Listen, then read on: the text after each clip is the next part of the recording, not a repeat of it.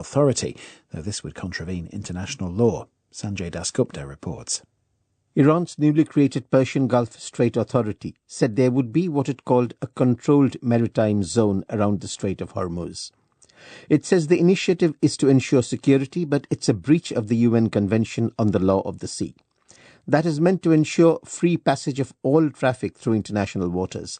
But Tehran is keen to try to turn its de facto control of the strait, its chief weapon in the standoff with the United States, into something more permanent. The announcement came as 26 ships were allowed through the waterway. Elon Musk's SpaceX has officially filed with US financial regulators to list on the Nasdaq stock market. It's one of the most anticipated share sales in history, and the firm is poised to make the first trillion-dollar debut on an American exchange. Here's Michelle Fleury. SpaceX reported nearly $19 billion in revenue last year, fuelled by rapid growth in its Starlink satellite internet business.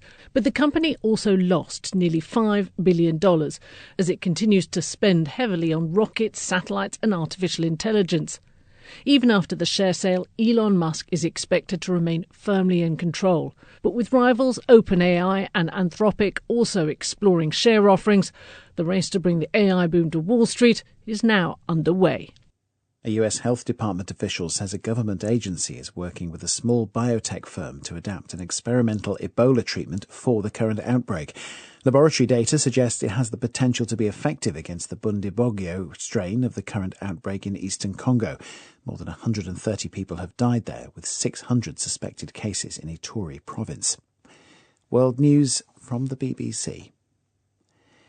The UN General Assembly has adopted a resolution reinforcing states' obligations to combat climate change. It's a move that had been watered down under pressure from oil producers and the big greenhouse gas emitters. The resolution was led by the Pacific island nation of Vanuatu. Only 8 countries, including Saudi Arabia, the United States and Iran, opposed the resolution. Thousands of health workers in Argentina have taken to the streets to demand greater public health funding. They say budget cuts implemented by President Javier Milei have severely impacted the sector, causing a deterioration in resources and salaries. Demonstrators in Buenos Aires marched to the main square, the Plaza de Mayo, shouting, "Health cannot wait." New research suggests pigeons were first domesticated 3,500 years ago, around 1,000 years earlier than previously thought. A Dutch-led team of scientists analysed pigeon bones from the 13th and 14th centuries BC to find out how they lived and died. Jonathan Fruin reports. Evidence from Bronze Age pigeon bones recovered from an archaeological site in Cyprus suggests the birds ate a diet similar to that of humans. Researchers believe this indicates that pigeons were already domesticated by that point or were well on their way to becoming so. The earliest previous evidence for pigeon domestication was found in stone structures used as nesting houses, discovered in Greece dating from around 300 BC. Pigeons are these days largely seen as a city pest, but in the pre-telegraph era they were relied upon to carry messages across long distances and were used in wars and conflict. The English football club Aston Villa are celebrating their biggest success in 44 years, victory in the Europa League. Their 3-0 defeat at the German club Freiburg was cheered on in Istanbul by the Prince of Wales, one of their more ardent supporters. Prince William called it an amazing night. The success maintains the Villa manager Unai Emery's dominance of the competition. BBC News. Hello, welcome to Outlook from the BBC World Service with me, Mubin Azhar, delivering personal history and fresh revelation from around the world. We can all relate to teenage angst, the feeling that you don't fit in, or echoes of insecurity that follow you around. Now imagine that being magnified by distance and suspicion. Your friends stop talking to you. You're an outsider, not because you look different or have different taste, but because your family have become a target. Indonesia in 1965. The country has experienced an abrupt political U-turn, and Tari Lang's parents are caught in the crosshairs. As a result, her peers are talking. It was kind of whispers, people not particularly talking to me suddenly, and I'm wondering why they're whispering, and they'll stop whispering when I come close. So they were also talking about me, because they knew that my mother worked for the president. So they were whispering about the fact that my parents would be carted off, which I thought was quite interesting, because my father indeed had been carted off. So obviously they hadn't actually found that out. My guest today had her life turned upside down in October 1965. Growing up in Indonesia, she witnessed the left-wing government replaced by a military dictatorship. It wasn't a smooth transition. Over time, it would escalate to violence and mass killings. Tari's parents had been high-ranking officials in the ousted government, and their fate was the reason for her friends whispering behind her back. Even though she was just 14, Tari got caught up in the turmoil and violence that followed, as did some of her friends. But until the autumn of 1965, Tari's life hadn't prepared her for any of this. In fact, she was barely used to navigating the pitfalls of diplomatic receptions. When I turned 12, because both my parents were really busy, every now and again my father would say I could be his +1 to various receptions. So I went to my first reception, which was at an embassy. It happened to be not far from our home. Now, we lived in the middle of Jakarta in actually quite a posh area, very smart area where embassies are, residences, generals, business people, ministers. And so this was one of those homes, but particularly beautifully built. To me, as a sort of a young teenager, it seemed massive, and there's obviously lots of flowers and lots of people, and they were all beautifully dressed. And the thing is that my mother was never particularly a pernickety dresser. So I always love the idea of mixing with people who obviously have an interest in fashion. So I arrived and all these women were dressed up in these pretty outfits, and I thought, this is great, I can just wander around. Meanwhile, my father gets there, forgets that I've never been to one of these things, and just kind of wanders off to talk to people, having said hello to, obviously, the Mr. and Mrs. Ambassador who were welcoming us, then leaving me on my own. So I thought I was fine with that. She didn't bother me. And then I thought, as I was wandering around, before I could talk, I probably would look good having a little glass of something in my hand, but I didn't fancy wine. So I thought I'd go and look for some water. And I saw a table full of glasses of water. It was sort of half full. So I just took one and nonchalantly swigged it. And it was not water. I think it was gin. No. And I had no idea. I'd never had gin before. I didn't want to choke. I didn't want to spit it out because that would be totally wrong.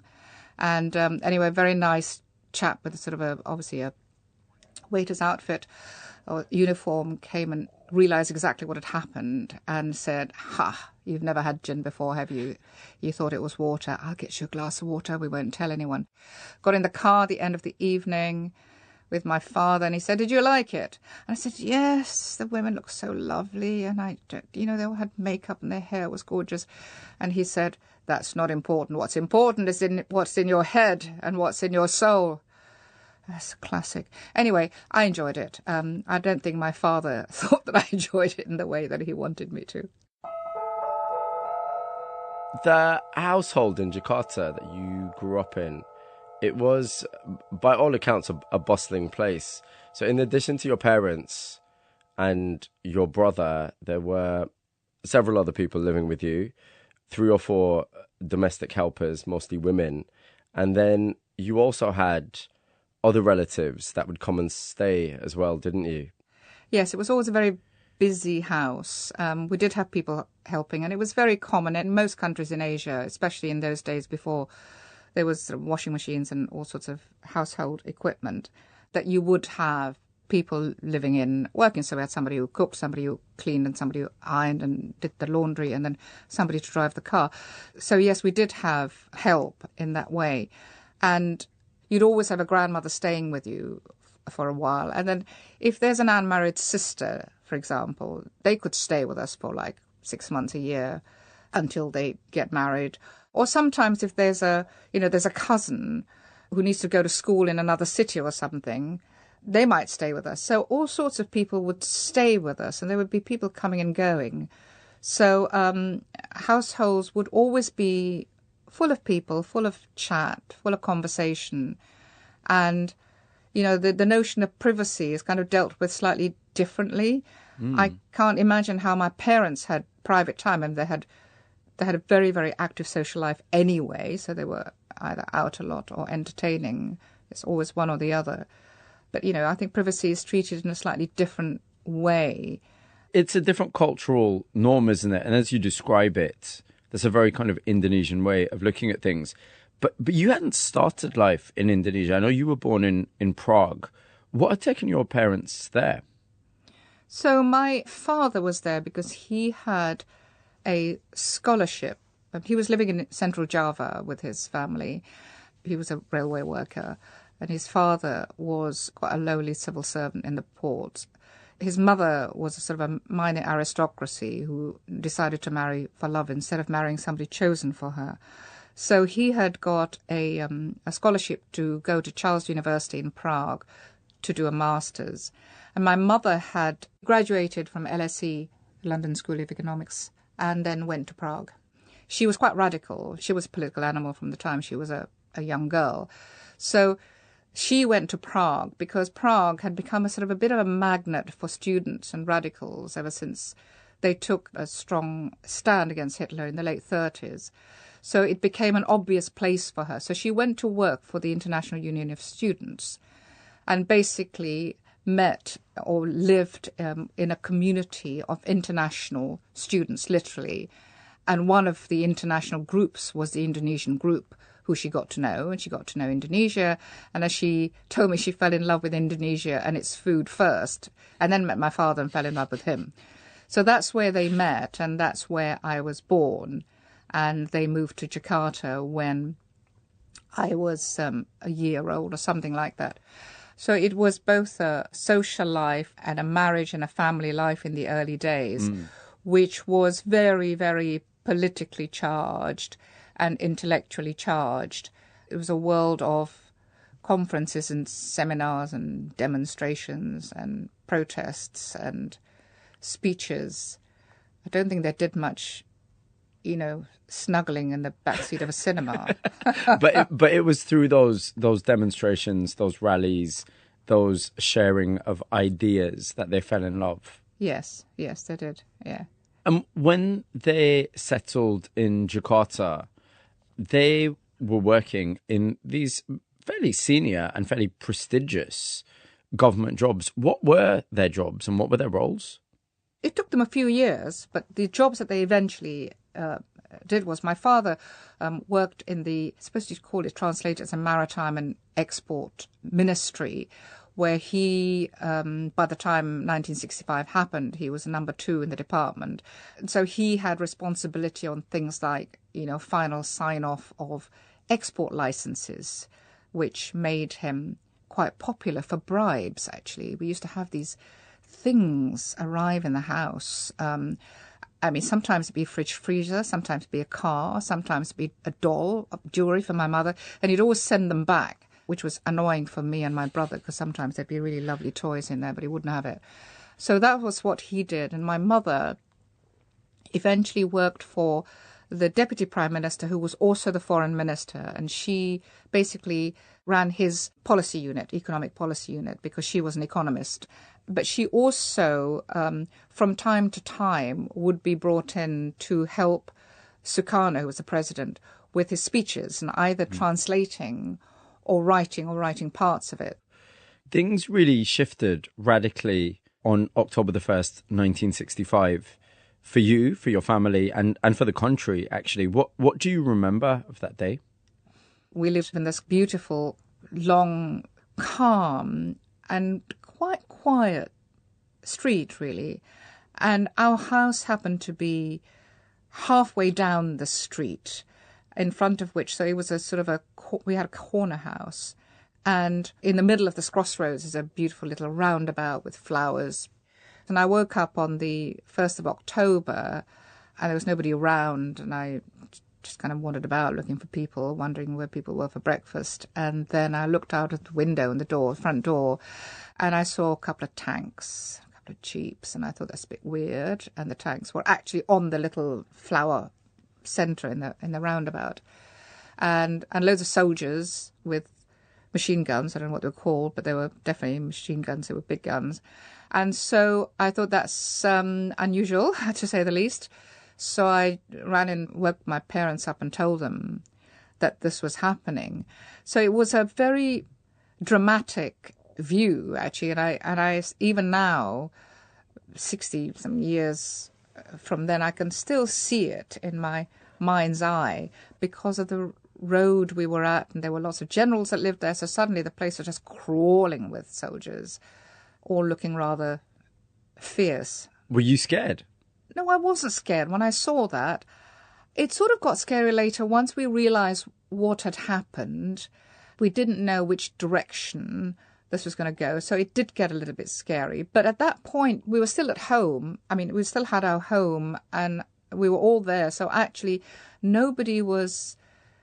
I didn't feel that anybody was impinging on my world, which was my house. They were impinging on my street. So I sort of did this slight sort of boundaries piece. I think, looking back, it's hard to know what I really felt at the time, but I didn't feel scared, no.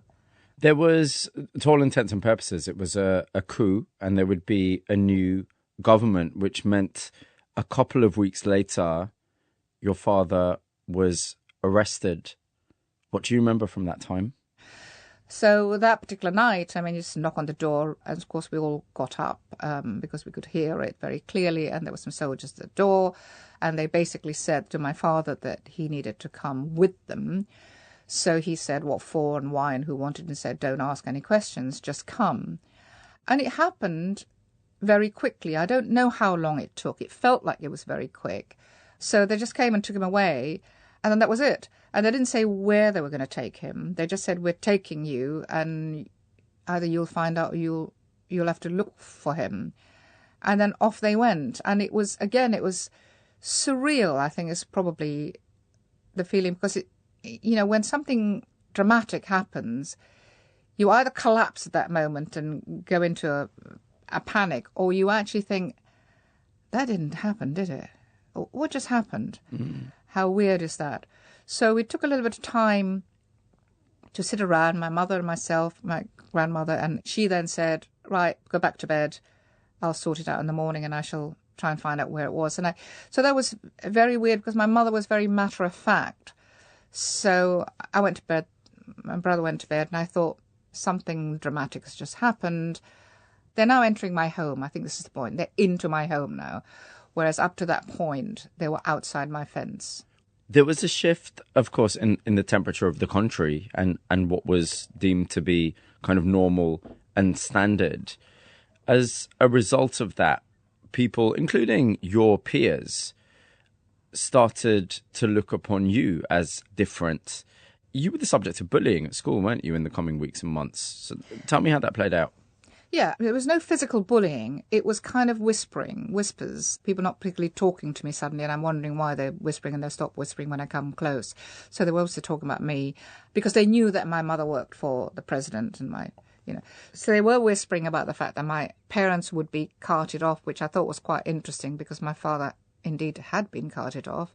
So obviously they hadn't actually found that out. But they were excluding me. So I think bullying is a bit strong, but it felt like bullying, yeah. I mean, it was... How did your mother respond? Well, I didn't tell her because she was busy looking for my father, because she had to find out where he was being held. So I thought I won't bother her. I'll just sort it out. It's fine. Then she must have found out because I don't know whether I blurted something out. I can't remember how, but she did find out. So she said, right, I'm going to take you away because it might get uglier. And at the same time, things were a little bit worrying in terms of our house.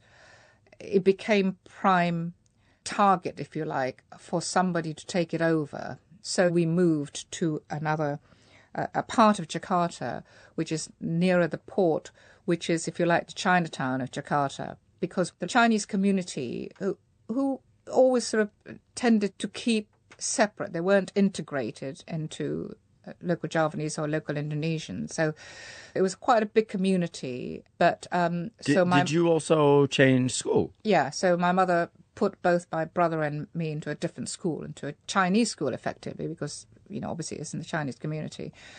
Particularly because she felt if we lived there and the children were there, nobody would know who we were, because they didn't actually care. And she's right about that. Nobody knew who we were. So we just moved into a small neighborhood in the Chinese area, in the Chinese community. And I had a couple of weeks in the Chinese school, which is absolutely wonderful. I loved it because everybody worked. All the kids worked. And they were all friendly. And they were all doing sport. And they were all laughing. And I thought that was really nice. It sounds like you had a great time. I did. I had a fabulous time. And then we had to move back. And I thought, Anyway, so we did move back after a couple of weeks because the house had been sort of protected by the state. So my mother felt more confident about moving back. And then she then moved me to another school, a third school, which was a Catholic school, which I think was also sensible. So it was a private Catholic school, and it was an Ursuline school. And it had a completely different atmosphere to the school I was at before, because, again, nobody really cared, because everybody just kind of worked and played volleyball and did the sort of stuff that schoolgirls were supposed to do, and that wasn't far from our home. So that was the school that I stayed at until I left Indonesia. I think it's important to reflect on the idea that after there's a coup, and of course in this case there was a dictatorship in place now, there was an air of suspicion from house to house, from street to street, between people that had known each other. Tell me how that played out in terms of your family and your extended family. Well, everybody got very nervous because the whole atmosphere around the country became this thing about hunting down left-wingers and communists. It then very quickly spread into a suspicious atmosphere that basically meant that it could be that if you didn't like somebody, you just needed to say he was a communist and somebody would haul him away. So there was very little rule of law. And because the Indonesian society worked within regions, within towns, villages, small neighborhoods and all the rest of it, it was relatively easy for people to take the law into their own hands. So the killings that happened at that time, and even the CIA couldn't work out how many people were killed. The estimates were between 800 and 1.2 million. That's an awful lot of people killed. And a lot of them were killed by the military, but a lot were killed by other people round about in the villages. There were people killing their neighbours and thinking that that was an okay thing to do because they were bad people. This obviously built the sense of fear. And when you have fear, you have suspicion, and you don't know who you can trust. And the other thing is also you can't be associated with people who might actually put you in a bad light or who might cause you to be stigmatized. So you stop talking to people. And a couple of members of our family then distanced themselves from us. And so you stop telling people things. You just do. You stop telling people about your parents, your children.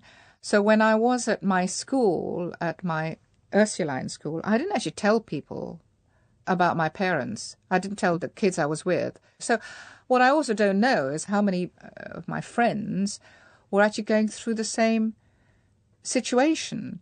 And about a week or so ago, I had a text from one of the girls that was in my gang at school, in this Ursuline, in the Catholic school. And she said, "I've just read your book. I didn't realise you were going through all of this." She was in my gang. And she said, same thing happened to my parents. My father was arrested, and I had soldiers coming in and out of the house. And I said we were both in the same gang and we didn't know this was happening to each other. That, I think, was the biggest sort of example that I've only just discovered of keeping secrets. One of the things that you kind of stopped yourself from doing was having a pen pal, specifically in Russia, because you thought it could lead to fingers being pointed at you. Can you explain what happened? Yeah, I had a pen pal. I don't know how old I was. I don't know, I think I was about 12 or so, 11, 12 probably. I was a bit bored, and my mother said, "Why don't you go write to Pravda, Young Pravda," which was the Soviet newspaper for kids and young people, and say, "I want a pen pal." So I did that, got the address, snail mail, obviously, it's the only mail we had. What I didn't realise was that was read by, like, millions of kids.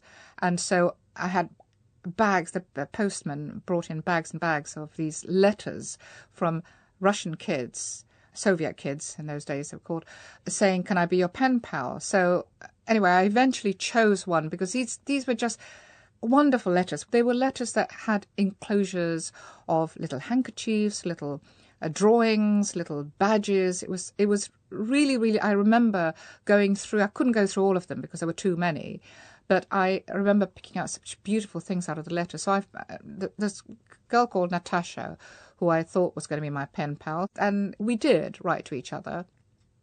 And we sent each other photographs and long, long letters. Obviously, in those days, you did write long letters.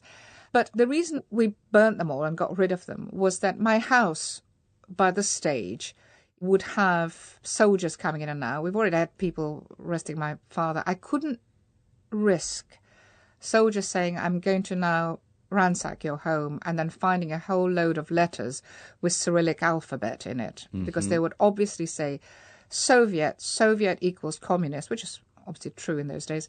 So therefore, that's proof that this is a communist household. I felt that would actually endanger my family, endanger my parents. So because my house was actually ransacked a couple of times, that was obviously the right decision. I did keep a couple of photographs, I have to say, and I still have a couple of photographs of Natasha, but anything written had to be thrown away. Burning the letters from Tari's Soviet pen pal avoided some potential problems, but much bigger ones were to come. The dissolving of a social circle, teenage resistance that would result in arrest, and a new government that would deprive both of her parents of their liberty for a long time. Outlook will be back in a couple of minutes. This is the BBC World Service, uncovering gripping stories from around the world, episode by episode.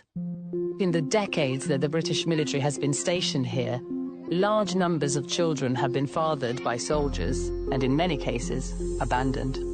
When we left, there was this wonderful feeling, but it was only the beginning of a nightmare. It's a story of fame, power, and vengeance, echoing far beyond India's borders. I've seen coups and evacuations, but I've never seen something as intriguing as this. The moment I saw him, I knew he was an evil guy. I want truth and justice, and for other people to not be hurt. World of Secrets is where untold stories are unveiled and hidden realities are exposed. To listen, search World of Secrets online or wherever you get your BBC podcasts.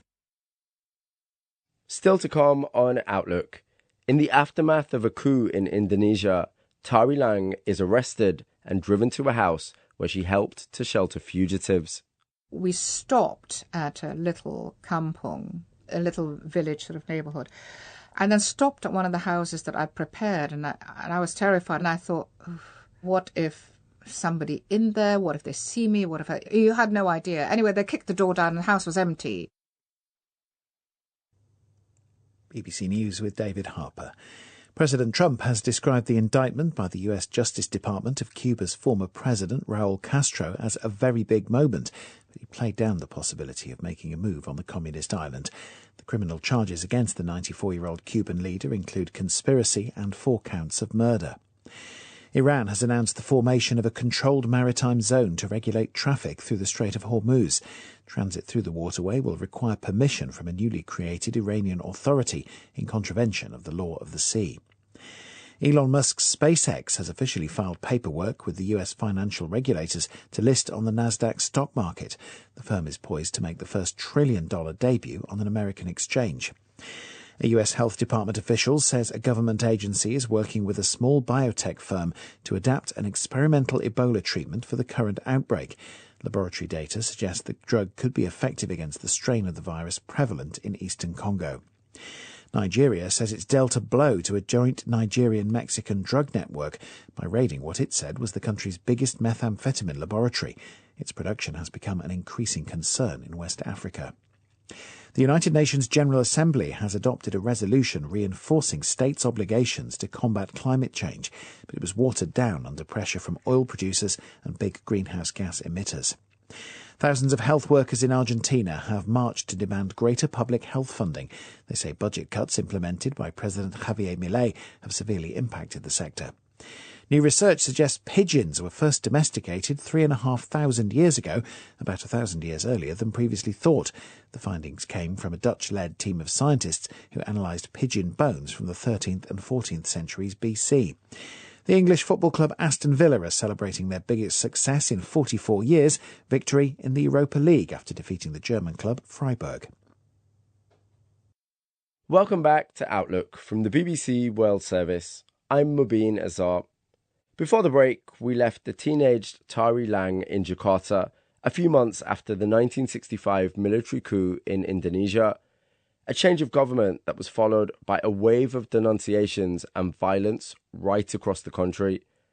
Tari's British mother and Indonesian father were both prominent in the previous government and were among the many people that were targeted. Tari's father was repeatedly imprisoned, and many of Tari's peers were on the run. All my friends disappeared. Well, most of them disappeared because they had to either go into hiding or move house. And so there were one or two friends that I was still seeing, and I had a friend who lived around the corner from me. And I said, look, we can't speak to anyone. We don't know anyone. What are we going to do? I mean, where are they? We don't even know whether they're arrested, whether they're not. We got to do something. And I, looking at the way my parents always behaved, and because they are my role models, you know, if there's a problem and you think you can do something to help, then you need to find a way of doing it, was always the message that I had in my head.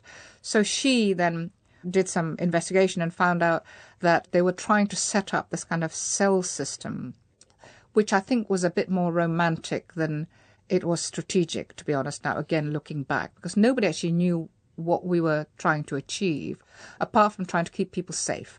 So she said, well, you know, they need help preparing safe houses for people to move in.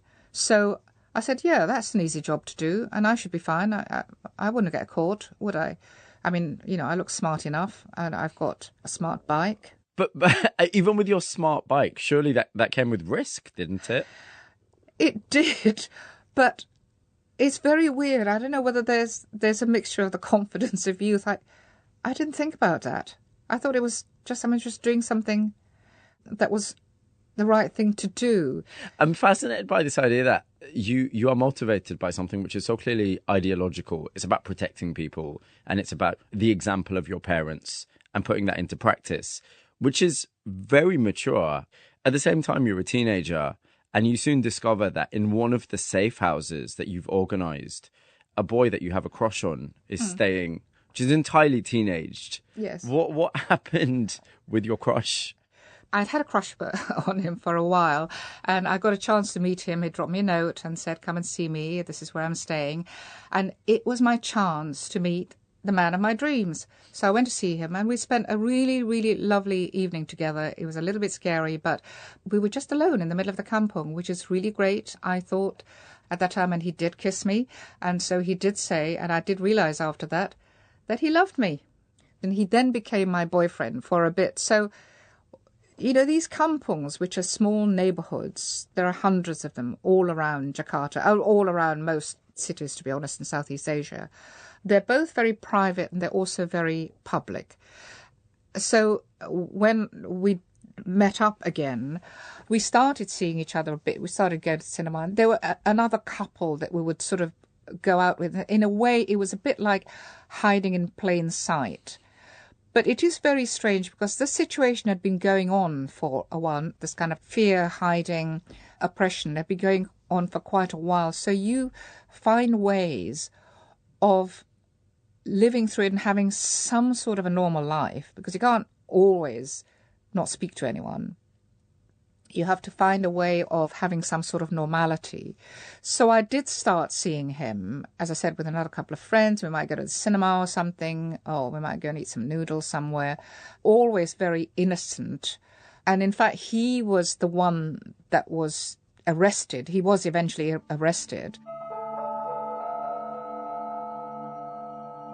Within this period, it's important to say your father was still in prison. He was released after 6 months, but soon after he was arrested again. Wasn't he? Yeah, he was in prison 3 times in all. And looking back, it is quite interesting because I was sort of living a double life, not in a sort of a planned way. It was just, you had to, really, because I was enjoying being at school. I was a good student. I mean, I did my schoolwork, and so all of that was quite important. And I was also involved in things like the normal things that you do when you're in school. You run fetes. So there was always things to do that were very, very classic. That gave you an air of normality. Yeah, exactly. Did you visit your father in prison? Yeah. What was that like? In the beginning, obviously incredibly emotional and very sad because, when you're used to seeing a parent in the sort of the habitat that you've known all your life, which is, going out to work, confident, secure, all of those sorts of things. And then suddenly you see him in a situation where he, probably hasn't showered for 2-3 days. He looks thinner. He is under the sort of control of other people. So that's always very sad. But weirdly, either the camp or the compound or the prison, because he was in different sorts of building through this time, there's always a sort of a weird community because these are all political prisoners. These were all professionals, intellectuals, academics, doctors, lawyers. So they became a sort of an intellectual and a radical community altogether, except that they were together all the time. And I don't think it's a notion that you ever anticipate, or probably never understand, actually, because there is a camaraderie among people who would have probably just seen each other for dinner every now and again. And instead of which now they're together and they're supporting each other. And the other thing is, of course, the family has to send food because otherwise people will starve. And what I realized very quickly is that the food that we would send to my father, which was like 3 times a week, he would share with other people because there would be other people whose families, lived too far away and couldn't send food. When October 1966 rolled around, you yourself were arrested. What do you remember about that day? Again, they come to the house late at night and they asked for me. And my mother said, I'm coming with her. They said no and held her in the house and put me in a jeep. And then we just drove through Jakarta, and I had no idea where we were going. Obviously, it was terrifying. I was sitting in the back of the jeep with these guys who just wouldn't talk to you. When I try and say things like, where are we going? And so we go through Jakarta, and then we stopped at a little kampung, a little village sort of neighborhood, and then stopped at one of the houses that I'd prepared. And I was terrified, and I thought, what if somebody in there? What if they see me? You had no idea. Anyway, they kicked the door down and the house was empty. But somebody had obviously lived there because I could see that it wasn't as clean and tidy as it was when I'd prepared it. But anyway, the soldiers then said I'd been here before. And I said, no, obviously. We then got back in the jeep and then drove to the Chinese school that I was at, weirdly, which was, of course, not a school anymore. They'd commandeered it. It had become some sort of a compound, a military compound. And I went in there and I found 3 of my friends already sitting there, 3 of my girlfriends from the students' organisation, obviously not from school. So we sat there for a bit, not being able to say anything, obviously terrified, didn't know what was happening. There were just 4 girls in this, effectively what was a classroom. And then drove somewhere else, which we didn't know where it was, and went inside, and I was then, Neela and I, my friend and I, were thrown into a room which was basically, became our cell for the night. Then a soldier then came running in. He was a bit out of breath, and he called me, and he said, follow me. So I ran after him, got into another room. I was just running down the corridor of this building and got into a room. And Harry was there, bleeding. Obviously, he'd been beaten up. Harry, the boy Harry, you my had boyfriend, a relationship with. Yeah. So it's my boyfriend. And across the table from him was this chap who then spoke to me in English. He was Indonesian. He was his interrogator and said, what's your boyfriend been up to? I said, I've no idea. I haven't seen him for a long time and that sort of stuff. And then they started beating him up again. And that was the bit that gets hazy because I closed my eyes and I could hear all this sort of the sound of somebody being beaten up. And then I started screaming. I think I didn't know I started screaming, and I just couldn't stop screaming. And so they then dragged me away from there.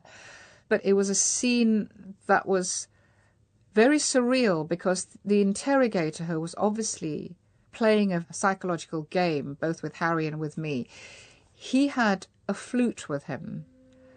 And he started playing the flute. There's this kind of room of horror, and he started playing the flute. And I thought, this is really, really weird. And he said then to me, he said, haven't you heard me play the flute before? And I said, no. I mean, everybody plays the flute in Jakarta. It's a thing that people do at night. And he said, I've been watching you outside your house.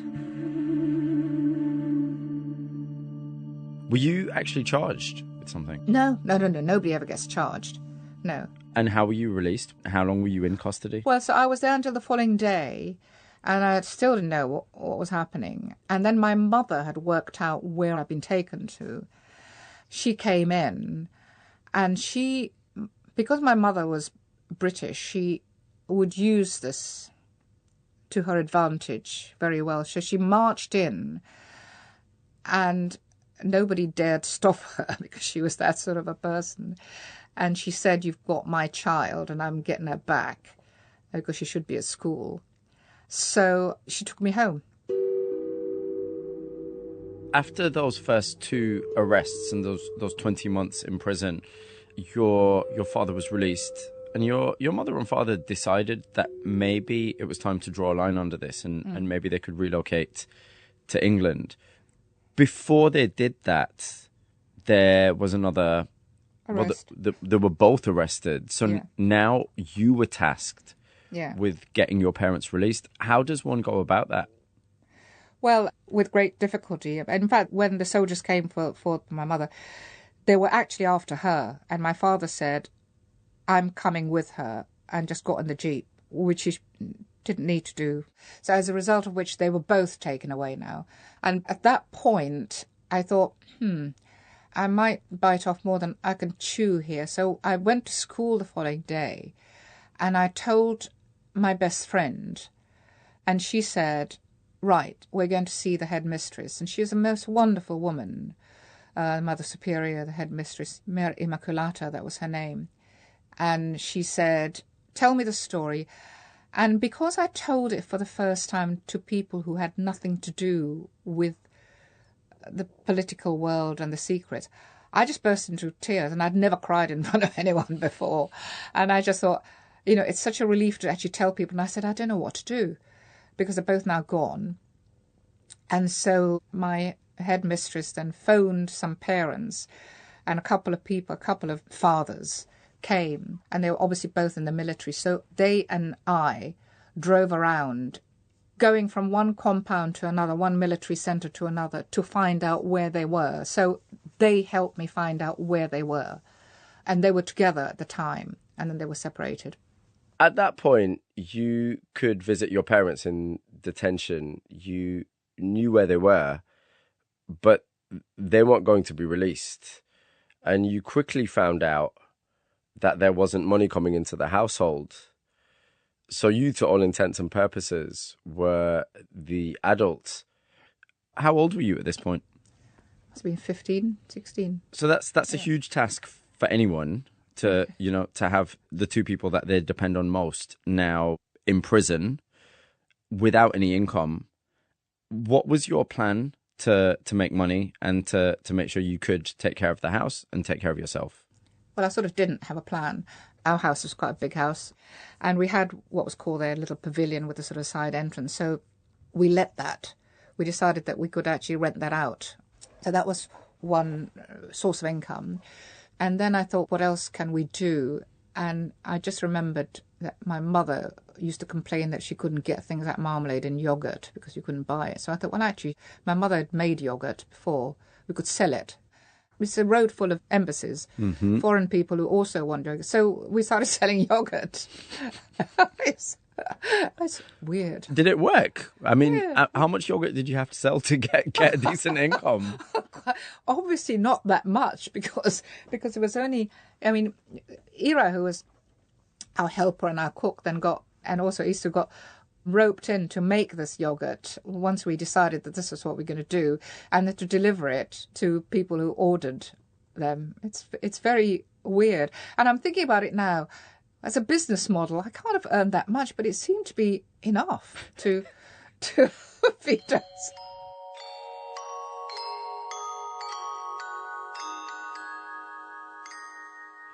All of this would have been just about bearable if your parents' detention had been a few days. Yeah.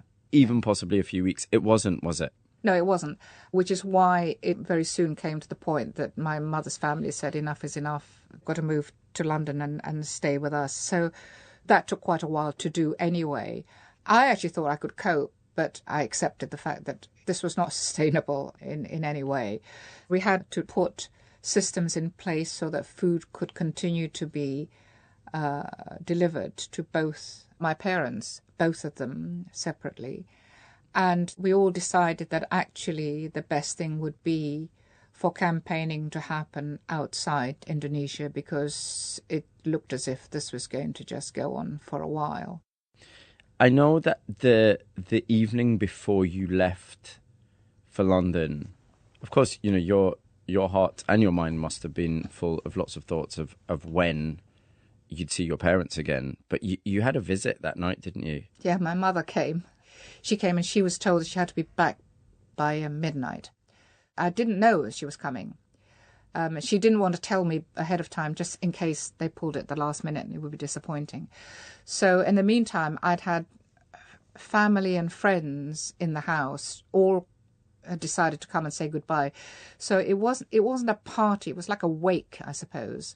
And so we had dinner, we hung out together, and at 12 o'clock she had to go back to prison. So that was both a wonderful thing, but also a very sad thing. But I'm glad she did manage to come and say goodbye and be with me and my friends and, you know, have a couple of hours of normal life, really. Tari wouldn't see her mother, Carmel, for a long time after that night. Carmel was eventually allowed to leave for the UK after completing a 3.5-year sentence. Tari's father spent 13.5 years incarcerated, but later settled in the UK too. Tari has written a book about her teenage years in Jakarta and the military coup. It's called My Neighbour, the Dictator. I'm Mubin Azar. Today's producer was Radek Boschetti. Till next time, thanks for listening.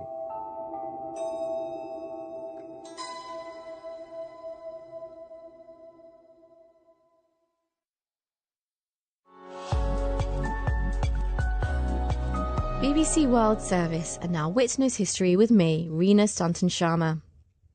I'm taking you back to 1953, when an Indian diplomat, nicknamed the Somber Porcupine, met Joseph Stalin, one of the most controversial figures of the 20th century.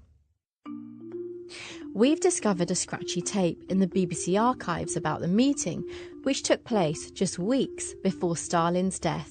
Curiously enough, my very first impression was how short he was, because I had regarded him as a sort of 6-footer, to judge by the statues and pictures which were all over the land in those days.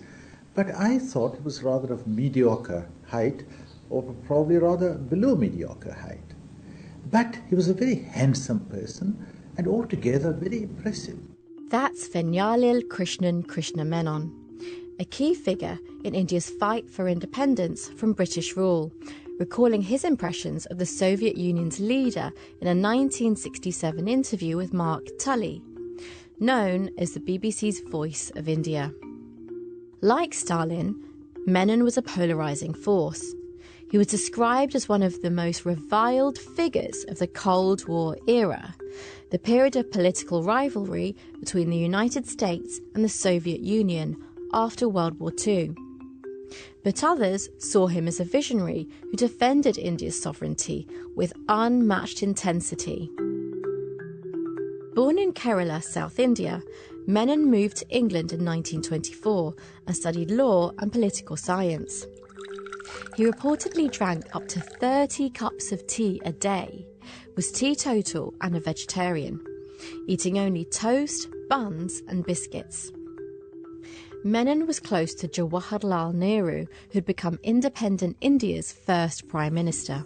At the stroke of the midnight hour, when the world sleeps, India will awake to life and freedom. That famous line from Nehru's Tryst with Dynasty speech from August 1947 signalled the ending of the largest empire in history.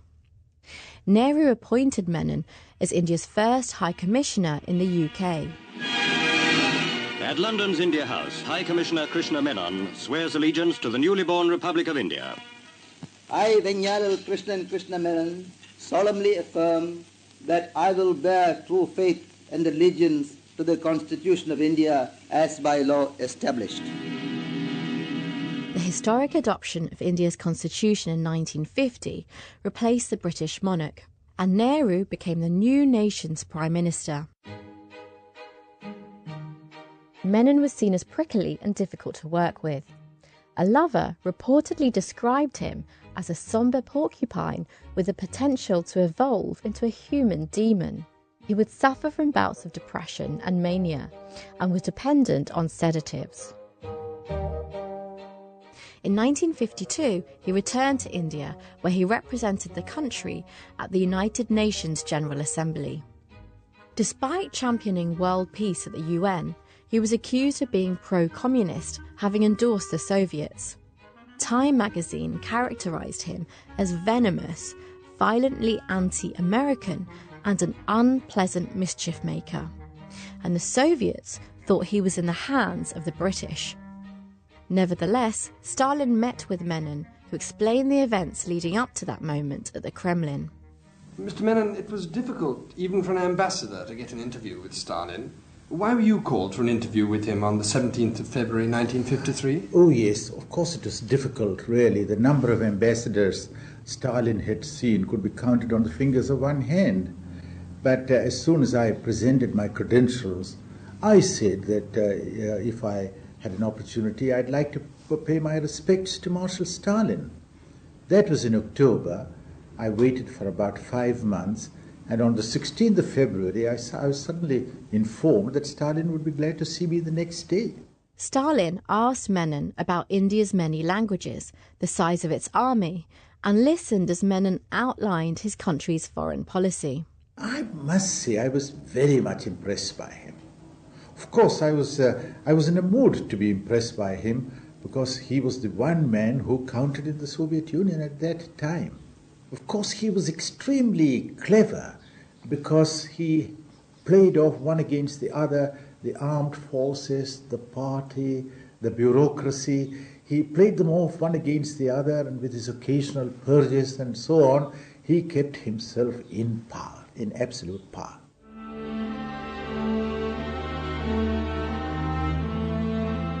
Under Stalin's communist rule, the Soviet Union had been transformed into a modern industrialized state, but at immense human cost. Millions suffered through purges, executions and brutal labour camps, where many died from disease, starvation or exhaustion. Did he seem to you to be a brutal and coarse man? No, I wouldn't say brutal, and certainly not coarse. On the contrary, I would say that his manners were almost refined. But he certainly struck me as a very strong man, strong to the point of ruthlessness. I mean, perhaps the most memorable thing he told me was this. He said, "Mr. Ambassador, our peasant is a simple man but wise. When he sees a wolf, he shoots it. He doesn't preach morals to the wolf.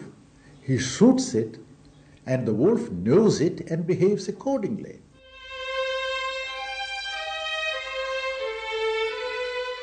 And then, Stalin had a habit of doodling. Then I suddenly looked over, and apparently this doodling enabled him to concentrate his attention on the conversation, whatever it may be. I looked over, and what do I find but a number of wolves?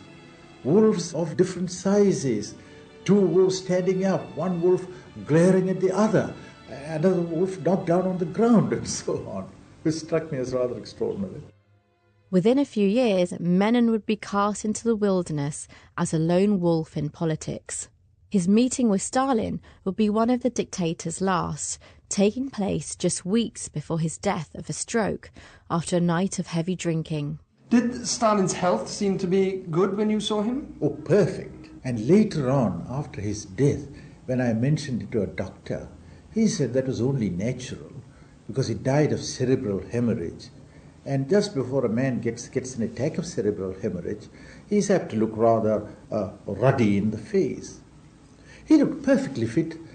When I returned to the embassy, then all the world's pressmen were there, and they all asked me what Stalin looked like. I said Stalin looked perfectly fit. That was on the 17th of February. He was taken ill on the 28th of February, and he was dead on the 5th of March. Leading the nation's tributes, newsreader Yuri Levitan, known as the voice of the Soviet Union, described him as a comrade and brilliant successor of Vladimir Lenin's work. Соратника и гениального продолжателя дела Ленина, Иосифа Виссарионовича Сталина. Many mourned his loss, but others welcomed the news of the death of one of the most murderous dictators in history.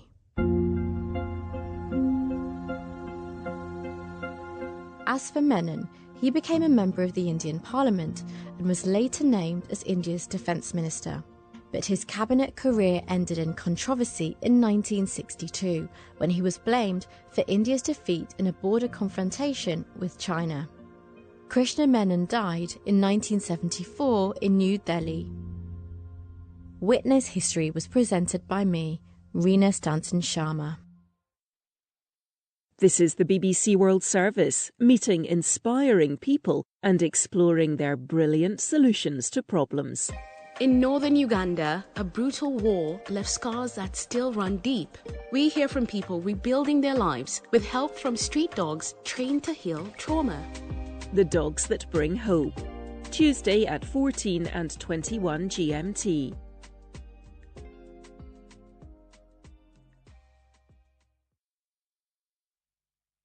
The food chain is in 30 minutes. Making cocktails isn't just about flair, bottles spinning through the air. It's about precision and people skills. I'm Ruth Alexander, talking to 3 renowned bartenders about their most glamorous customers, the dangerous ones, and what it takes to make the perfect drink. This is the BBC World Service, the world's radio station.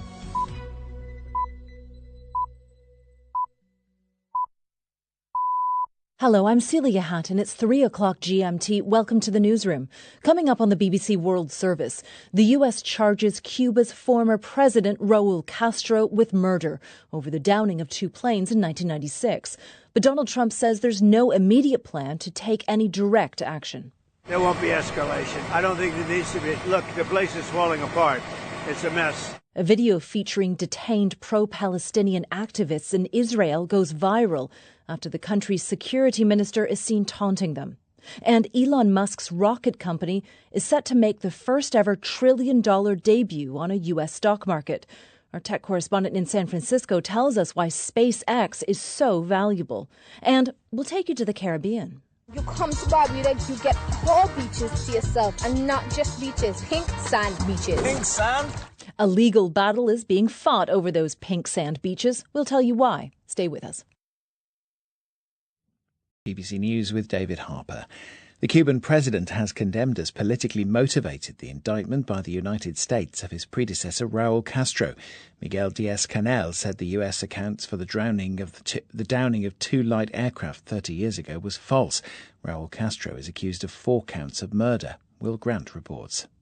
The decision to bring a murder charge against Raul Castro represents a significant escalation in an already hostile bilateral relationship. The charges, which include conspiracy to murder U.S. citizens against the 94-year-old former president, are over the shooting down of 2 U.S. civilian airplanes in 1996. President Trump dismissed the idea that the charges could lead to further escalation.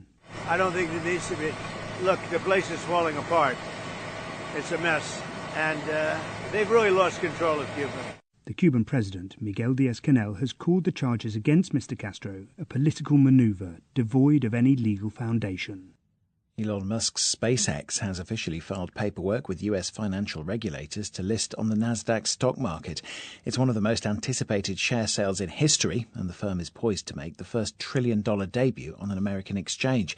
The filing confirms that SpaceX now includes Musk's artificial intelligence company xAI, as well as the social media network X. A group of Ghanaian migrants in South Africa will return to their home country on Thursday on a government-chartered flight. They're fleeing anti-immigration protests in cities across the country, with demonstrators blaming illegal immigrants for low wages and unemployment. Mayeni Jones reports from South Africa. The Ghanaian government says 300 of its citizens in South Africa have expressed an interest in being repatriated home. It's not clear how many of them will be on the chartered flight leaving today. This follows protests against illegal immigration in various South African cities. The demonstrations have been organised by a group called March and March, which describes itself as a citizen-led movement for immigration reform. Protesters have blamed illegal immigrants for low wages and unemployment in South Africa. Nigeria has also said that more than 100 of its citizens have asked to be flown home. There's been international condemnation of Israel's far-right National Security Minister Itamar Ben-Gvir after he released a video in which he taunts detained activists from a Gaza aid flotilla. Canada, the Netherlands and France all summoned their respective Israeli ambassadors. The British Foreign Secretary Yvette Cooper also condemned the video, which shows Itamar Ben-Gvir waving a large Israeli flag and shouting at the bound activists. I mean, we see these totally disgraceful scenes in this video shared by Israeli Cabinet Minister Ben-Gvir, which shows a total disrespect and violation of basic standards of human dignity in the way that people were being treated. Even the Israeli Prime Minister said the minister's conduct was not in line with Israeli values. BBC News. A US Health Department official says a government agency is working with a small biotech firm to adapt an experimental Ebola treatment for the current outbreak. It was originally targeted at a related Ebola virus, but laboratory data suggests it has the potential to be effective against the Bundibugyo strain of the current outbreak in eastern Congo. Nigeria's anti-drug agency says it has uncovered the country's largest illegal methamphetamine laboratory, dealing a major blow to a joint Nigerian-Mexican drug network. It said 10 suspects were arrested, including a cartel leader. Last week's coordinated operation reportedly seized methamphetamine and chemical materials worth about $350 million. The English football club Aston Villa are celebrating their biggest success in 44 years, victory in the Europa League. Their 3-0 defeat of the German club Freiburg was cheered on in Istanbul by the Prince of Wales, one of their more ardent supporters. Prince William called it an amazing night. Phil Mackey was with Villa fans in their home city of Birmingham. It's been a joyous night for Villa fans who've poured out of the Utilita Arena there, where 8,500 attended a fan zone. They're now in all of the bars and pubs across the city centre singing songs to celebrate, and indeed most of the people who were out tonight weren't alive when Villa won the European Cup. There's a blue half to Birmingham, City fans who probably aren't celebrating, but for the claret and blue half, the party will go on long into the night. New research suggests pigeons were first domesticated 3,500 years ago, about 1,000 years earlier than previously thought. A Dutch-led team of scientists analysed pigeon bones from the 13th and 14th centuries BC to find out how they lived and died. Pigeons are these days largely seen as a city pest, but in the pre-telegraph era they were relied upon to carry messages across long distances and were used in wars and conflict. BBC News. Hello, I'm Celia Hatton. You're listening to the newsroom from the BBC World Service. Let's start with Cuba. For months, the United States has been intensifying its pressure on the island, imposing a fuel blockade that's triggered sustained power outages. Cuba's economy was struggling before the embargo, and now it's close to collapse. In the last few hours, added pressure from the U.S. justice system. The island's former president, Raul Castro, has been charged with murder, along with 5 others. The charges stem from a 1996 incident in which Cuban fighter jets shot down 2 civilian aircraft operated by a volunteer group of Cuban exiles. The acting Attorney General, Todd Blanche, made the announcement in Miami at a ceremony to honor those killed. This isn't a show indictment. This is an indictment because we expect that there was a warrant issued for his arrest. So we expect that he will show up here by his own will or by another way. President Trump praised the indictment of Raul Castro, which came after he and members of his administration have threatened to invade or take military action against Cuba. Just as Mr. Trump was boarding his airplane, reporters asked if Americans might soon expect further U.S. action against Cuba. There won't be escalation. I don't think there needs to be. Look, the place is falling apart. It's a mess, and they've sort of lost control. They've really lost control of Cuba. Cuba's leadership has condemned the U.S. indictment as a political maneuver devoid of any legal foundation. Our North America correspondent Bern de Boosman spoke to us from Washington. The indictment itself is symbolically extremely important here in the United States. There's many Cuban exiles and Cuban Americans, particularly in South Florida, that feel extremely strongly about the Castro family, both Raul and his late brother Fidel. And for them, it's very important that there at least be this suggestion that he could be brought to justice. Now, whether he actually faces these charges is a different question entirely.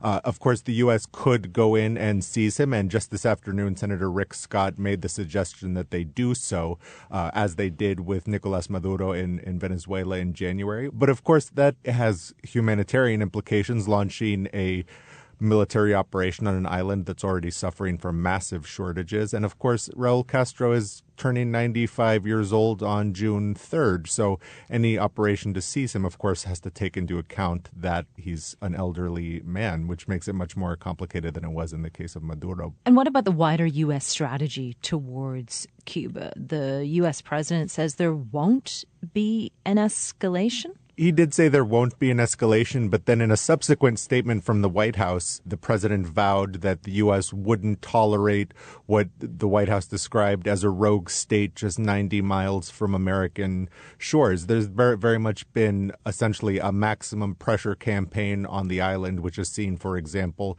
the U.S. threaten tariffs on countries that trade fuel to Cuba. That's led to the massive energy and fuel shortages that we've seen, which have been the most significant in decades. Why is this maximum pressure campaign happening now? Why place so much pressure on Cuba? Well, for one, President Trump, with the exception of Iran, he's very much refocused U.S. foreign policy on Latin America. We saw earlier in this administration the beginning of strikes on drug boats coming through the Caribbean, for example. We've seen military strikes in Ecuador. We've seen indictments against current and former officials in Mexico.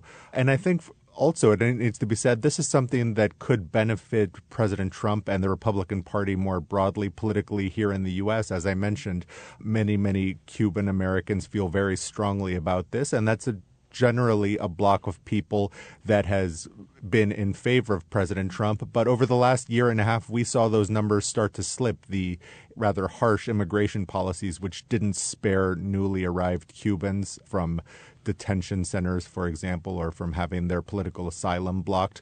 That was raising quite a lot of concern among Cuban Americans in Florida and in other places. And I think this move will be very popular among them, which benefits the White House and Republican candidates more broadly. Our North America correspondent Bern de Boosman in Washington. Well, staying in the U.S., Elon Musk's rocket and satellite company SpaceX is poised to become the first trillion-dollar debutant on an American stock market. So why is SpaceX so valuable? Lily Jamali is our tech correspondent in San Francisco.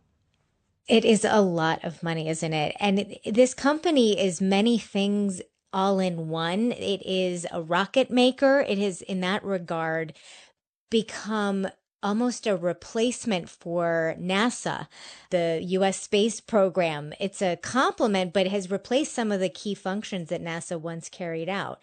It's also the provider of Starlink, the satellite internet service, which a lot of people around the world use.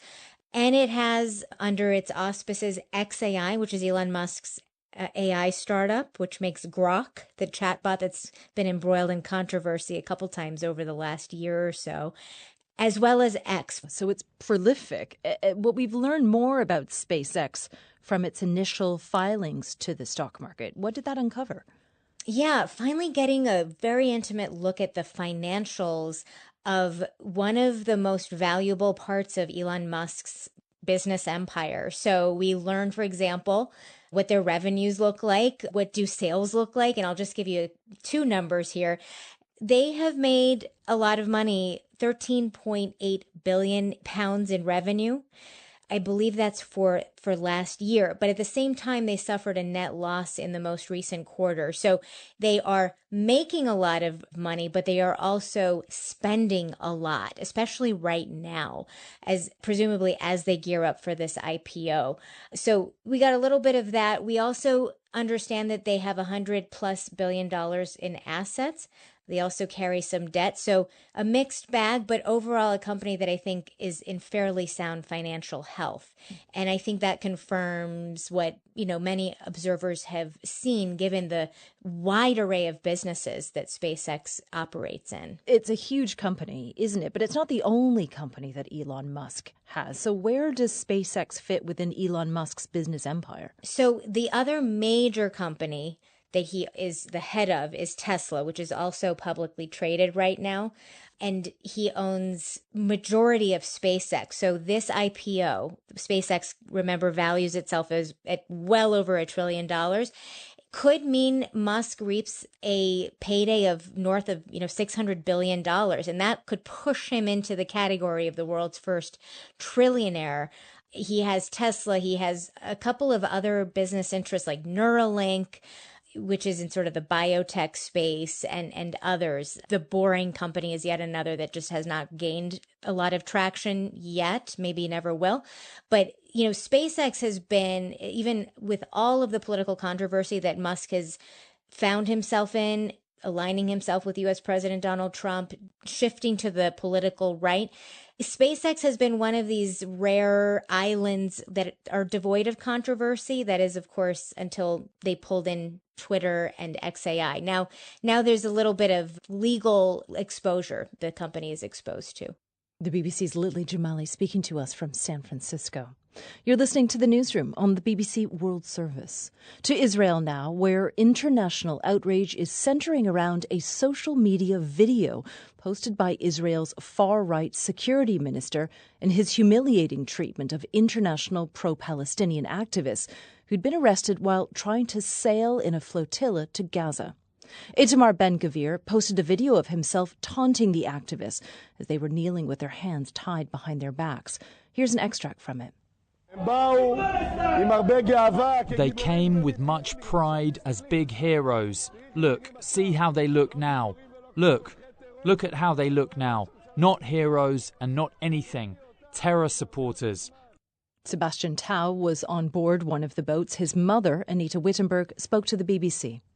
I only saw part of it. I found it difficult to watch. I'm not surprised. I'm not surprised by the brutality of this regime. That is why my son, who is a 24-year-old recent university graduate with a heart for justice, decided to go and to use his body to defend and to say that I want to bring aid to the people of Gaza who are suffering. The BBC's Amir Nader in Jerusalem told us more about the 38-second video and the reaction to it.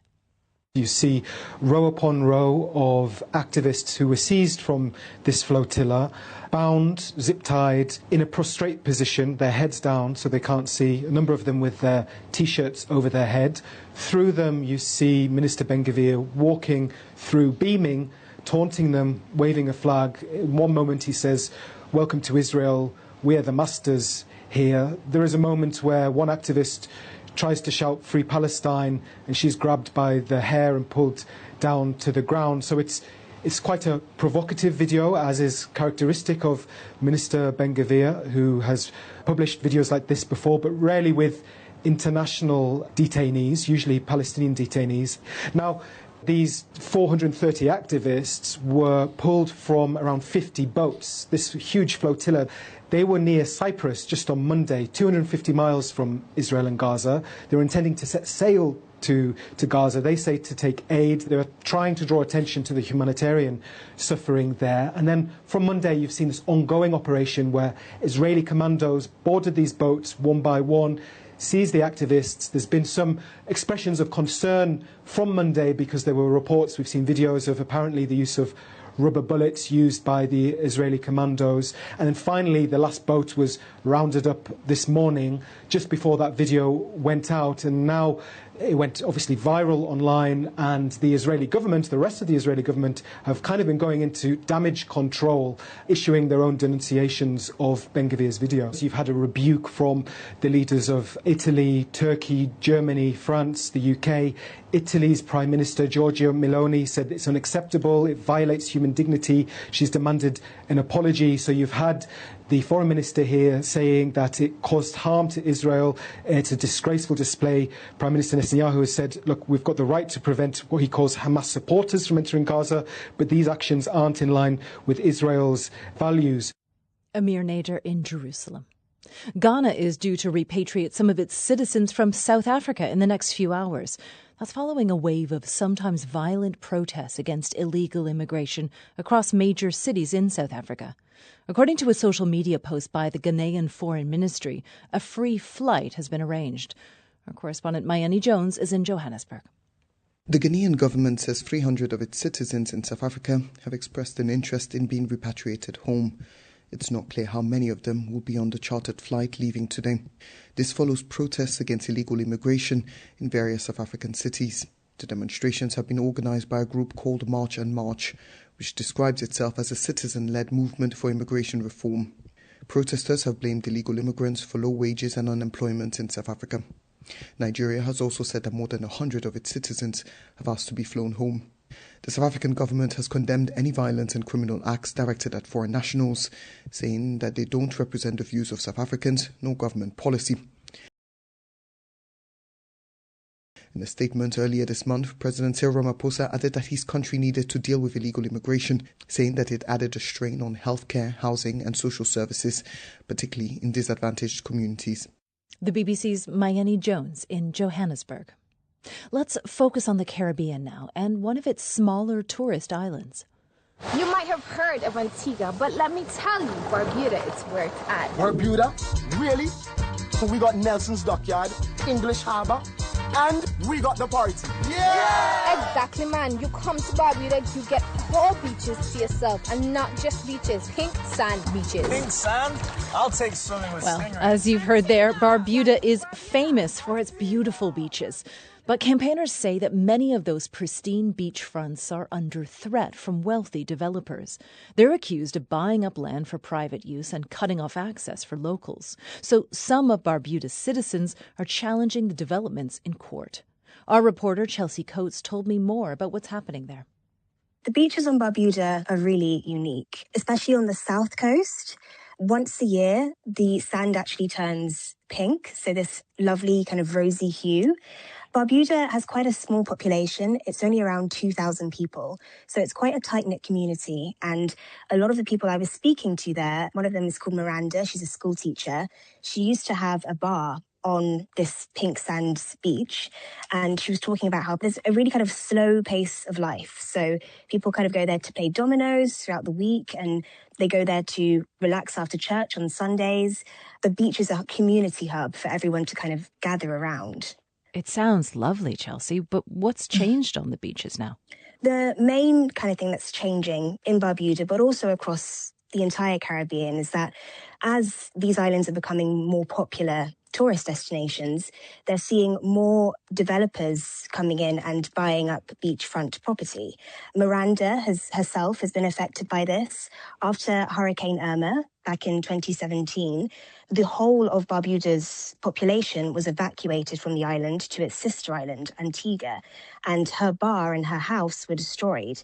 And she says that this kind of opened the floodgates for lots of offers to people to start offering her money to buy her land. She rejected all of these offers. She said that the money isn't what matters to her. She wants to preserve her bar for her children. But eventually, she told me her bar was bulldozed, and she's been locked in a legal fight to gain her land back ever since. I've spoken to the developers that she claims are occupying her land. That's the wording that the Global Legal Action Network uses. That's the network of lawyers that's supporting Miranda. They said that they are not and have never occupied the land, and they've strictly followed all agreements since entering a lease in Barbuda in 2017. But she argues, like many other campaigners across the Caribbean, that this is about more than just a source of income or having access to a beach because it's a place to relax or kind of catch a suntan. For her, it's about her heritage, her culture, and her way of life drastically changing and wanting to preserve that for future generations as well. Chelsea, what's the government doing during all of this wrangling over beachfront land? The laws around beachfront ownership are quite complicated there, aren't they? They are. So the laws around beachfront ownership, in fact, land ownership generally differ from island to island. But Barbuda is quite unique in that they have something called communal land ownership.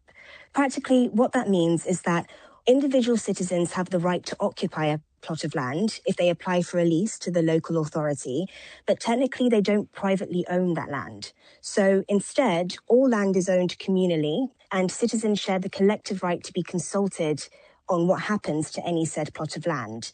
That is the kind of system of ownership that they've had in Barbuda ever since slavery ended in the late or mid-18th century. This has complicated a lot of the legal fights that are happening in Barbuda. Campaigners were telling me they feel that the government essentially isn't defending the land laws that they have had for centuries on the island, and they feel like it's the start of a slippery slope, and they're calling on the government to protect their land. And I've reached out to government officials for a response on this, but so far they haven't got back to me on that. Chelsea Coates.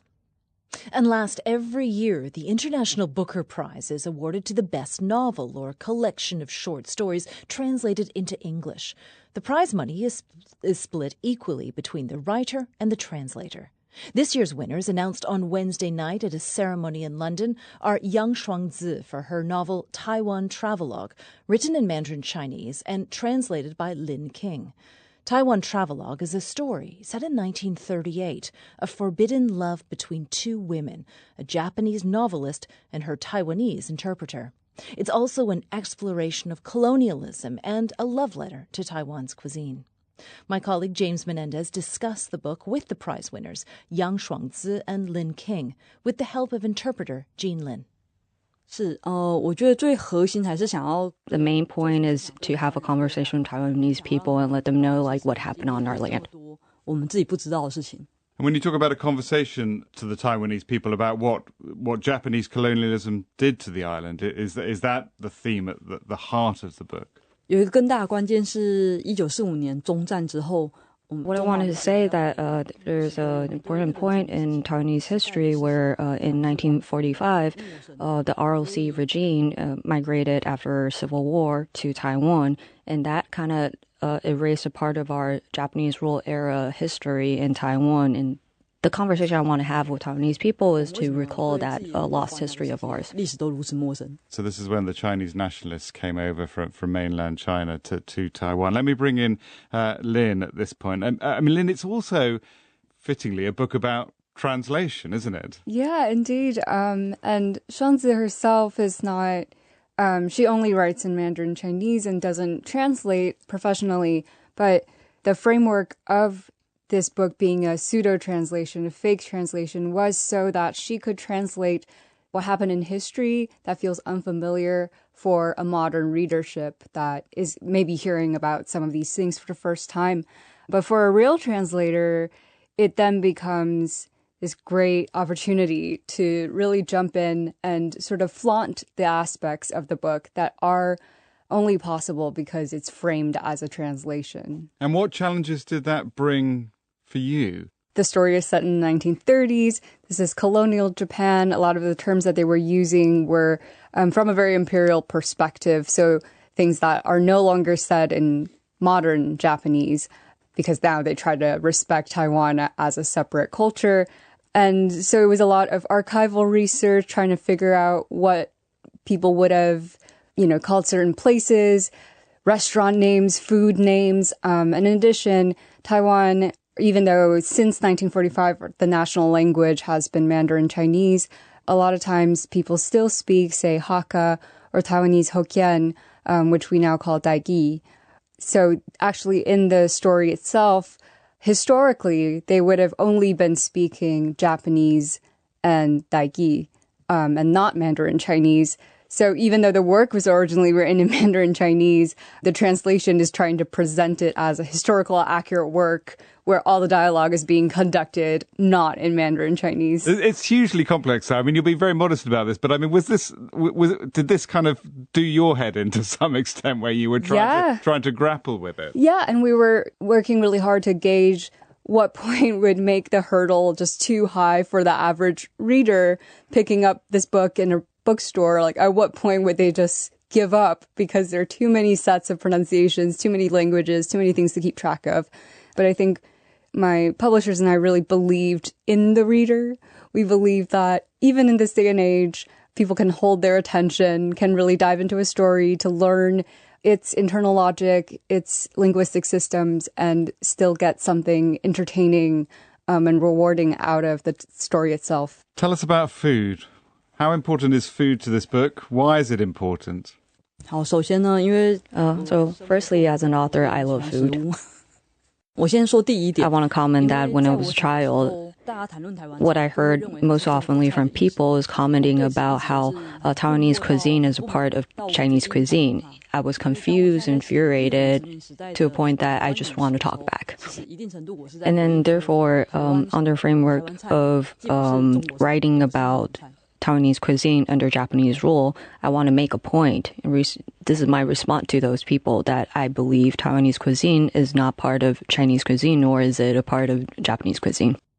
Yang Shuangzi, author of Taiwan Travelogue, and the book's translator, Lin King, the winners of this year's International Booker Prize. You've been listening to the newsroom from the BBC World Service with me, Celia Hatton. Before we go, our main news.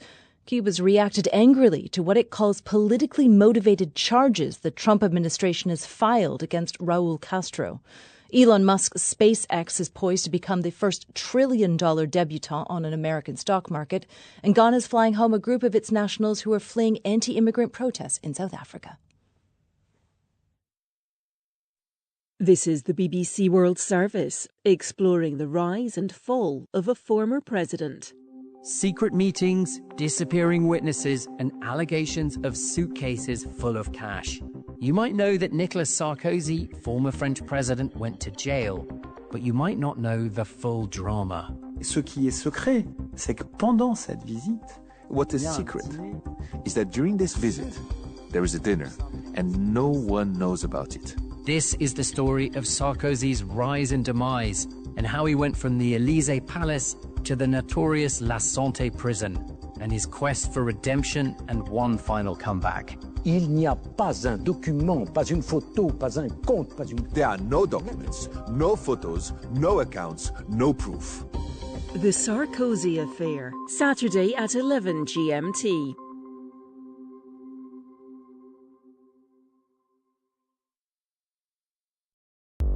Coming up on the BBC World Service, 3 renowned bartenders on what it takes to create the perfect drink. The art of cocktail making, I have always thought of it more of as a craft, which for me is the unattainable goal of perfection. Find out about the judgments they make and the risks they take in the food chain with me, Ruth Alexander, after the news.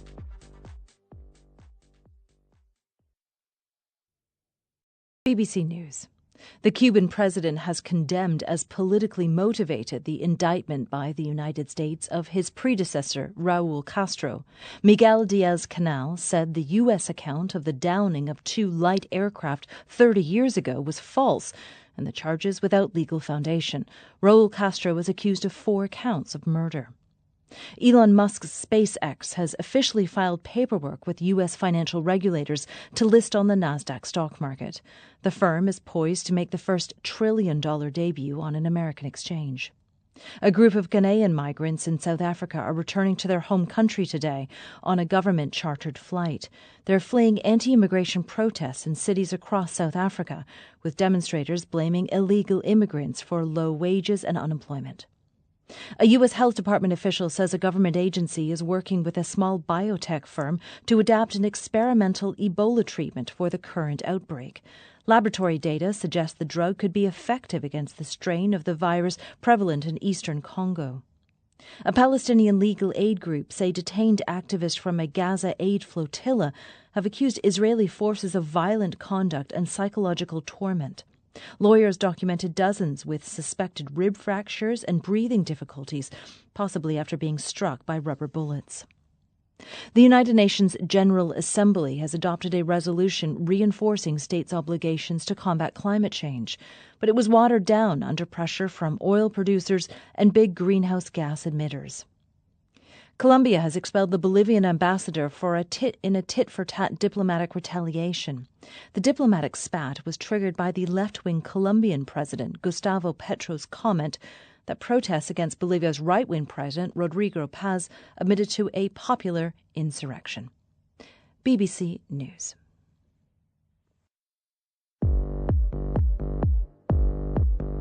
Cocktail hour, bottles spinning through the air, shakers rattling, bartenders gliding along the floor behind a crowded bar. Everything we do with our bodies is some sort of flair. This is The Food Chain from the BBC World Service. I'm Ruth Alexander, and today I'm finding out what it takes to make the perfect drink. It's all about the execution.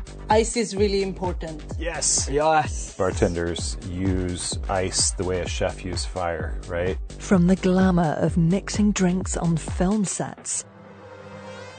If you watch the Skyfall, the lady who is doing the main shake, that was the one selected, trained by myself. To handling difficult customers. He jumped over the bar, grabbed the bottle of spirit and threw it at my face.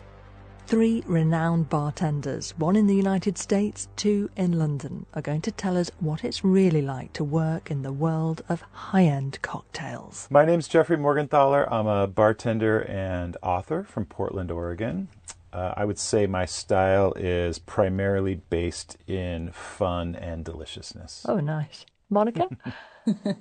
My name is Monica Berg and I'm based in London in Old Street. My bar, Thayer Elementary, has been open for kind of 70-ish years. And I would say that my style is very ingredient-led and very kind of flavor exploratory. Eric?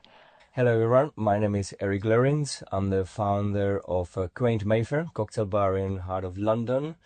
And my style would be, I wanted to be a flair bartender, to be honest, but that never worked out because then I could catch the bottles properly. So I would... Flair, that's when bottles are spinning, shakers are absolutely crashing around. Exactly. So I crashed more than I catch, so I thought, okay, that doesn't work. But I love the bartending and I really dived into the flavors, aromas, and turned it into a very experimental one. I was going to ask, how much of the cocktail maker's job is performance and flair, shakers spinning, bottles flying? I think it's a crucial one, but it's more about the right grip and it's create this smooth movement that almost sounds like this looks so easy, but in fact is not. I think that flair definitely is a specific style within bartending. But I think that most elements of bartending has some element of flair inside, whether it's, just that kind of connection with the guests, trying to make them smile in the interaction. Everything we do with our hands and our bodies and our faces, everything we do with our bodies is some sort of flair. Okay, so you might not be throwing bottles in the air and having long streams of liquid into glasses, but presentation is absolutely key then. Correct, because it's too expensive. I figured it out. To drop a bottle that is worth of couple hundred or thousand, it's no worth for that 10 seconds of show and smile on the face. I would rather prefer to smoothly execute it. So I think what we both, with Jeffrey and Monica, are talking about, it's that execution. It's swift, it's energetic, and you don't have to wait for your drink half an hour. It's all about the execution.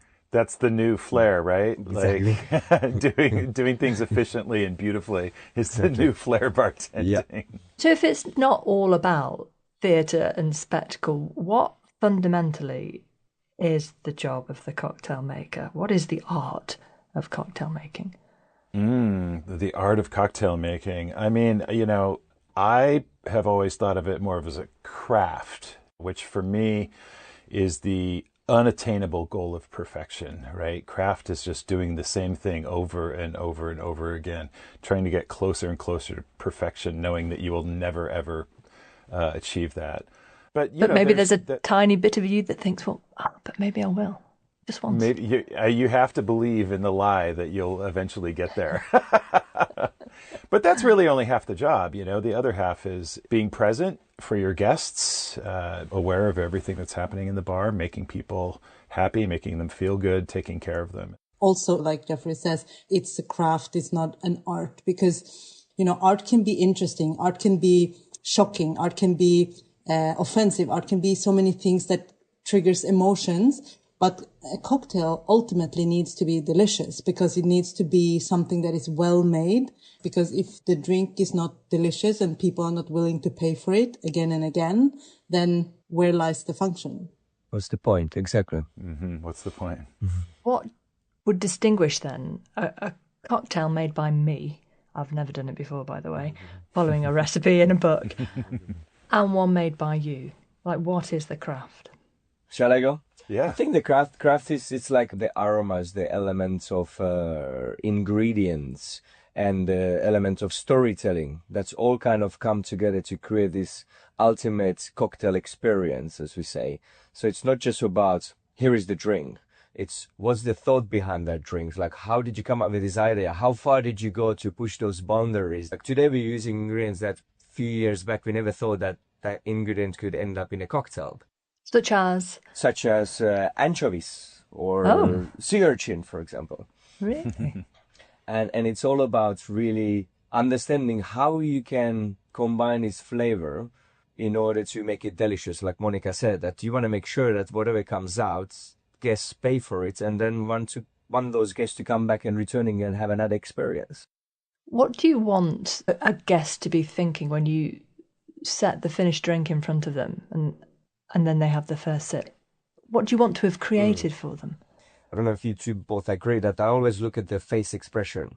Don't even need to see the words. I just want to see the face expression, and that can tell you quite a bit of which direction the cocktail goes, whether we hit the palate or we did not hit the palate, because that doesn't necessarily need to be a bad cocktail. It's just not the preference of that guest. So that's really about to have that ego under control and not feeling defensive, like, I just made a very bad drink. No, I didn't. I just didn't hit the palates of the guest. But it's really about that curiosity of the guest that really think about, oh, right, I never thought that mentioning anchovies that I could actually have it in a cocktail, and it works. So you could make what you think is the perfect cocktail, but it just doesn't land.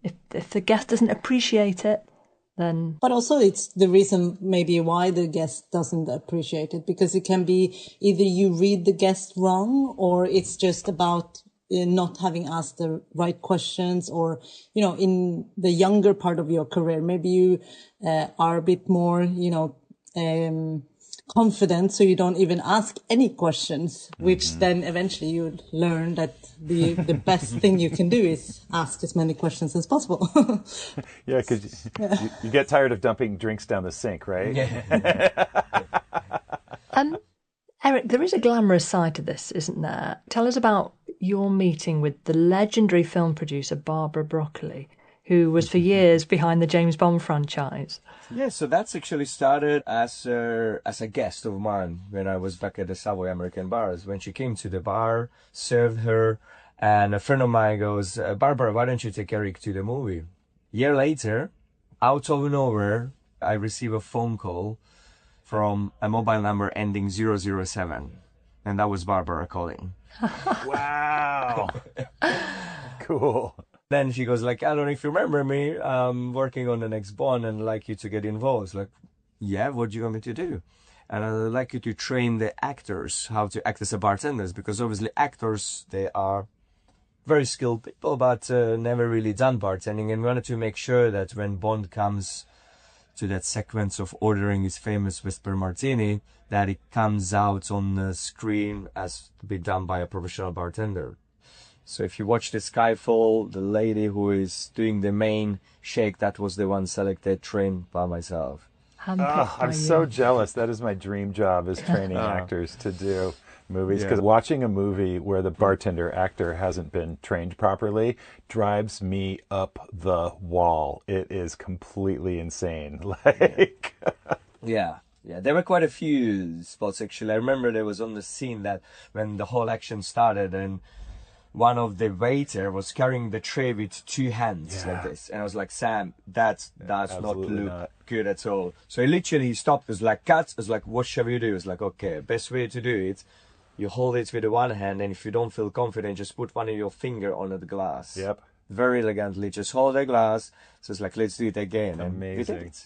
You're listening to The Food Chain from the BBC World Service. I'm Ruth Alexander. This week, cocktails, what it takes to serve the perfect drink. With me are Jeffrey Morgenthaler, one of the most influential voices in modern American cocktail culture. Eric Lorenz, an award-winning bartender in London via Slovakia. And also in London, having trained in her native Norway, is Monica Burke, a leading bartender and entrepreneur. Now, time for a quickfire round. Favourite cocktail? Eric.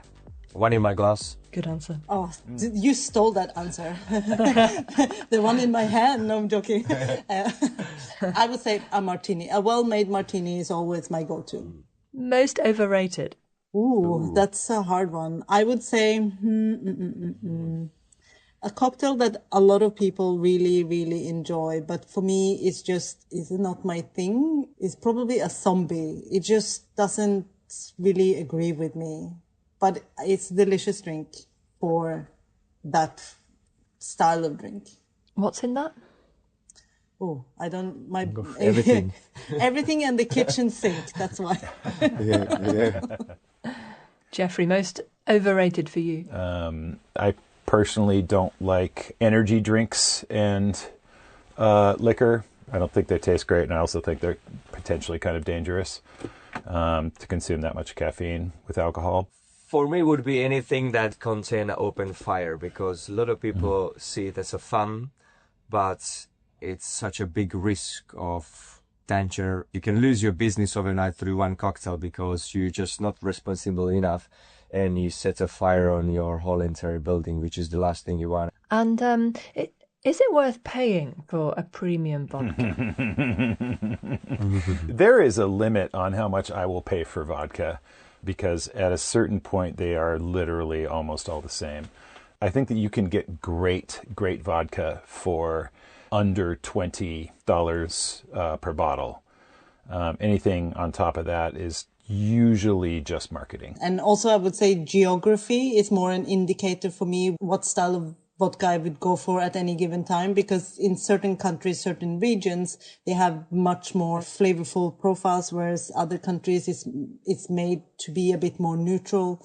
You know, some of the very traditional Eastern European or Scandinavian vodkas, which are made from either potatoes or grains or all kinds of raw materials, they can be premium within the cultural context, but maybe not in the kind of wider, because there's no translation of the heritage, if that makes sense. Monica, you've just been judging the Italian semi-finals of one of the world's biggest cocktail making competitions, the one Eric won in 2010. So what are you looking for? Like, what does it take to be a world leading mixologist? Well, I mean, in this specific competition, you just need to be able to read the brief and do accordingly, because that's where 90% of the bartenders fail. But basically, in this competition, it's just about understanding the time, place, and space that you are and do what is asked of you, which is essentially the same thing that you do every day at work. Someone comes in and says, I would like this, this, and that, then you should make this, and that. If you can add a little personal twist from the bar, from the country, from the city you are in, great. But if not, just give them what they ask for. And in World Class, they will test you on many things, on your creativity within one subject, on your efficiency, on your ability to make a round really fast and still delicious, which is very hard apparently. No, I'm joking. So it was very fun. Jeffrey, you mentor younger bartenders today. Yes, all the time. What are the key tips you give them? These days, when I started mentoring bartenders many years ago, it was all about drinks for them. How do I make this drink? How do I, make this ingredient? These days, mentorship is really career-minded advice. How do I last a long time in this business? How do I deal with toxic environments? What have you done? If you were in my shoes, what have you done in the past, and what would you do? And that's been a really nice transition for me to move beyond just talking about drinks all the time and really talking about like life and career.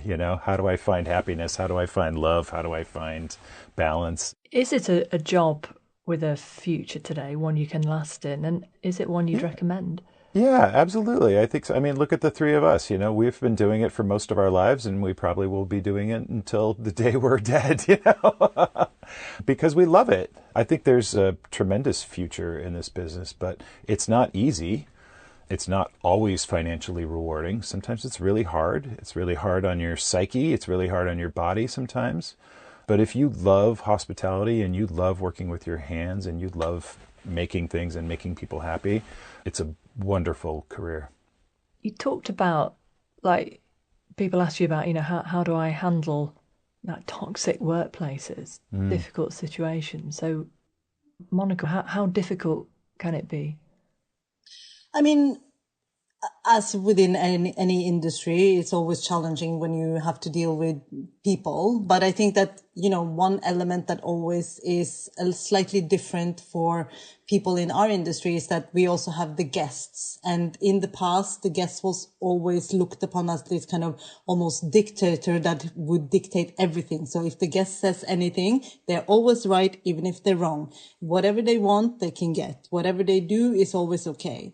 And even if they're drunk, because of course you're serving them alcohol. Absolutely. And I think that that's kind of something that has shifted. And I think that's, I always said that anyone should have as their kind of rite of passage into adulthood, they should have to serve 3 months in a bar. It teaches you a lot because... So you mean anyone, anywhere, not just someone wanting to become a cocktail maker, but just anyone should have that experience? Yes, because can you imagine if every politician had to work 3 months in a bar, how much their choices in life would be different?